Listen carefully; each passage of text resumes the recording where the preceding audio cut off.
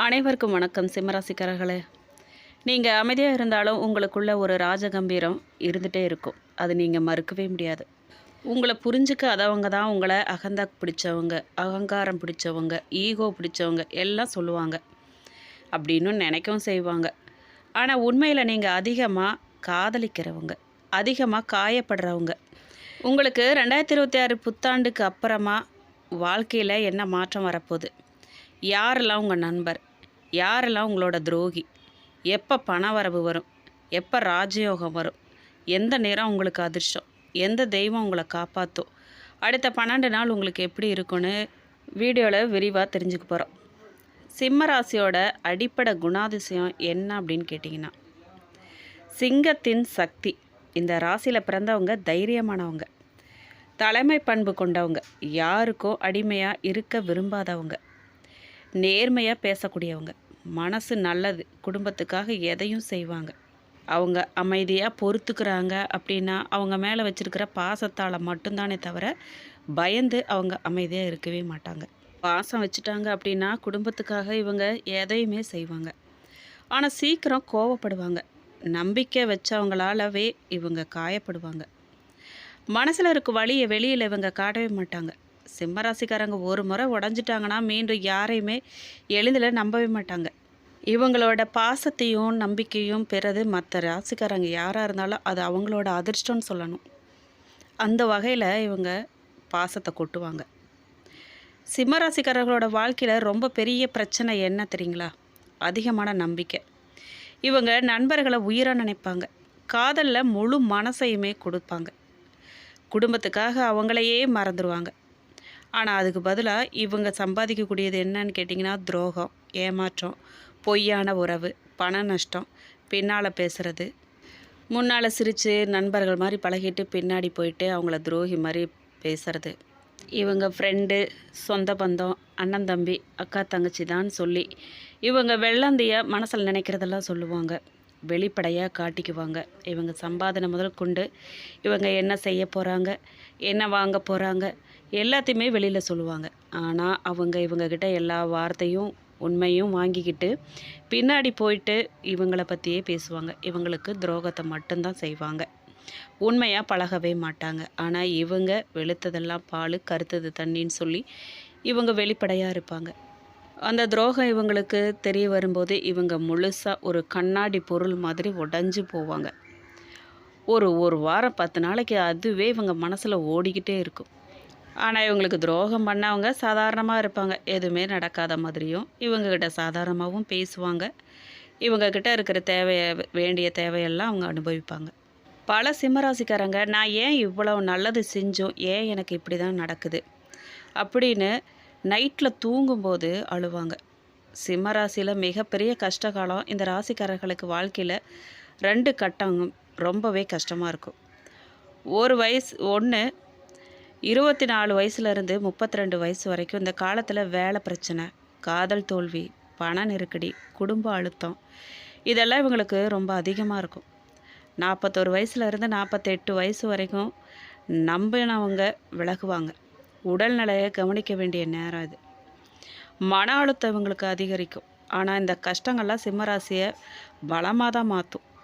செல்வ செழிப்பு எப்போ வரும் அப்படின்னு கேட்டிங்கன்னா, சிம்மராசிக்காரர்களுக்கு பணம் மெதுவாக வந்தாலுமே பெரிய அளவில் வரும்.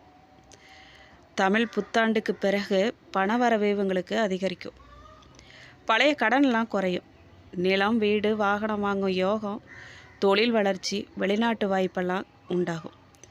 குறிப்பாக ஆவணி மாதம் முதல் கார்த்திகை வரைக்கும் மிகப்பெரிய அதிர்ஷ்டகாலமாக இவங்களுக்கு இருக்கும்.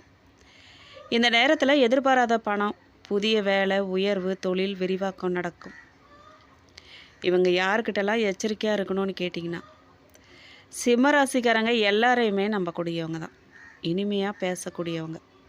ஆனால் இவங்க கவனமாக இருக்கணுங்கிறத மனசில் இவங்க பதிய வைக்கணும். குறிப்பாக பண விஷயங்களில் நண்பர்களை நம்பவே கூடாது. உறவினர்கிட்ட ரகசியங்களை பகிரவே கூடாது. ஆனால் இவங்களால் ரகசியத்தை காக்கவே முடியாது.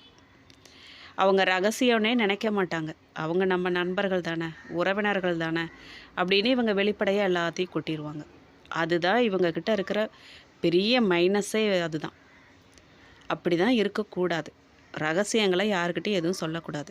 தொழிலை பற்றியோ, குடும்பத்தை பற்றியோ, பணத்தை பற்றியோ எதுவாக இருந்தாலுமே ஒரு துளி கூட வெளியே காட்டவே கூடாது. வேலை செய்கிற இடத்துல பொறாமை.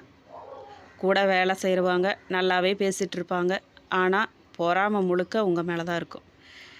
அது மட்டும் இல்லை, நீங்கள் ஒரு இடத்துல குடியிருக்கீங்க, உங்கள் வீடு பக்கத்தில் இருக்காங்க, நல்ல நண்பர்களாக பழகுறாங்க, அக்கம் பக்கத்தில் இருக்கிறவங்க அப்படின்னு நீங்கள் நினச்சிங்க அப்படின்னா அது ரொம்ப தப்பு.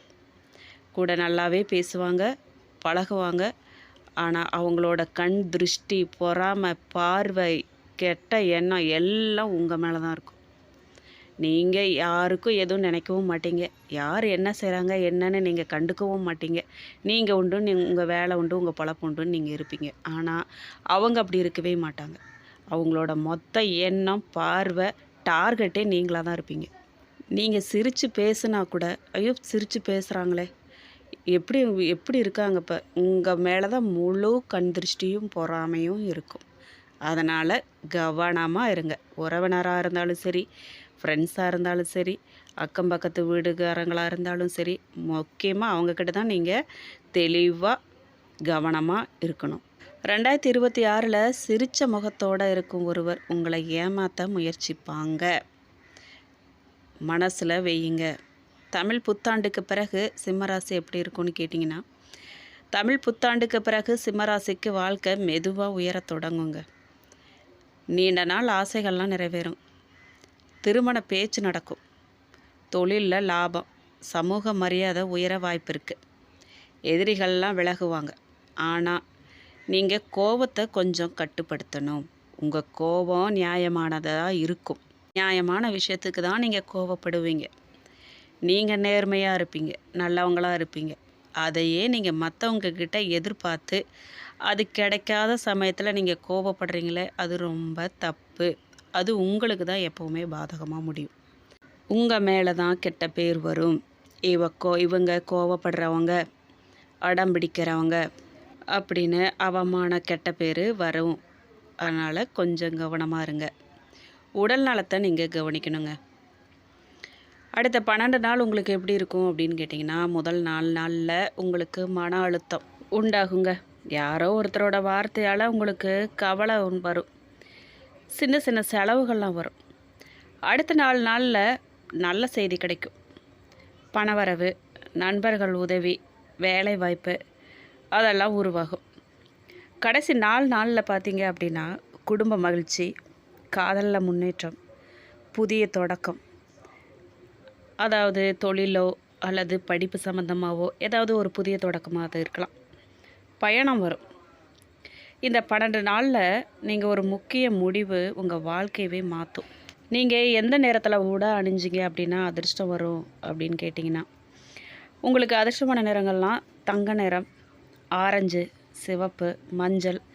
இந்த நிற உடைகள்லாம் உங்களுக்கு நல்ல வைப்ரேஷனை ஈர்க்கும்.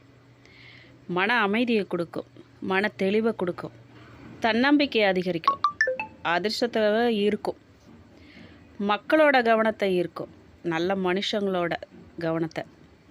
நீங்கள் எந்த நிறத்தையெல்லாம் தவிர்க்கணும்னு கேட்டிங்க அப்படின்னா, முழுக்க கருப்பு, அடற்கருப்பு, மங்கலான சாம்பல் நிறம் இதெல்லாம் உடுத்த வேண்டாம். இது பேட் வைப்ரேஷனை ஈர்க்கும், மன அமைதியை கெடுக்கும், மனக்குழப்பத்தை உண்டாக்கும், தெளிவான முடிவெடுக்க முடியாது உங்களால். இந்த நேரத்தையெல்லாம் நீங்கள் பயன்படுத்துகிறத தவிர்க்கிறது நல்லது.